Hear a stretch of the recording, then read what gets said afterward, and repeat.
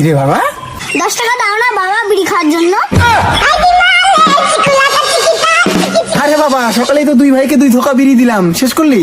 2 ধোকা বিড়িতে 1 দুপুর চলে বাবা, তুমি বলো। তা তো ঠিক রে বাবা। তুমি করো সরকারি চাকরিওয়ালার বেটা যদি একবেলা বিড়ি না খায় তাহলে তো তোমারই মান সম্মান যাবে। এই না বলে সরকারি চাকরিওয়ালার বেটা, বাবা রে।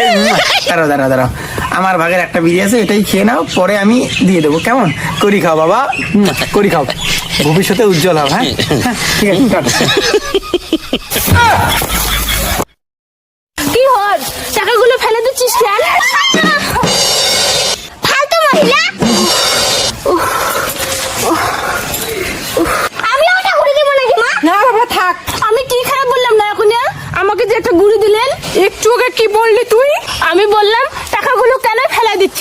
জানি না, আমার বার সরকারি চাকরি করে, আমাদের টাকার কোনো অভাব নেই, বুঝছিস? হ্যাঁ মা, এই শালি কিন্তু বেশি হিঙ্গে লেগেছে। ওই বাংলা কথা বুঝিস না? আমার বাপ সরকারি চাকরি করে, আমাদের কোনো টাকার অভাব নেই।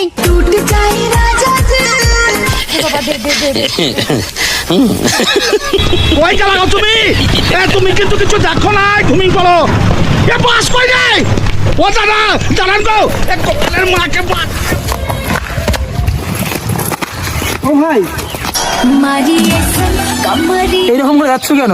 আমি মাস্টার, আমি সরকারি চাকরি করি, আমি তাই হাওয়ায় উড়ি, নর্মাল মানুষের মতো করে হেঁটে হেঁটে যাই না।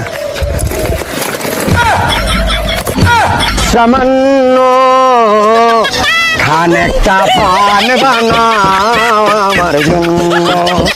ওই দিদা তোর শাড়ি টিয়া না দিম না, কে দেবো না? আমার সরকারি চাকরি করে, তাতে কি হয়েছে? তাতে আমরা বড় লোক হচ্ছি, তাতে শাড়ি দিতে কি? তুই ছোট লোক মানসি। কি বললি? আমরা চাকরি করি তাই আমরা বড় লোক মানসি। চাকরি করিস না তাই তুই ছোট লোক মানসি, তাই তোকে শাড়ি দিব না, তুই যা। করে দিও কেন আগের দিনে এখন শাড়ি দিব না? শাড়ি দে, শাড়ি।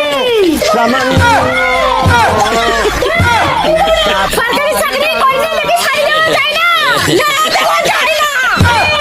দিব না, দিব না, দিব না।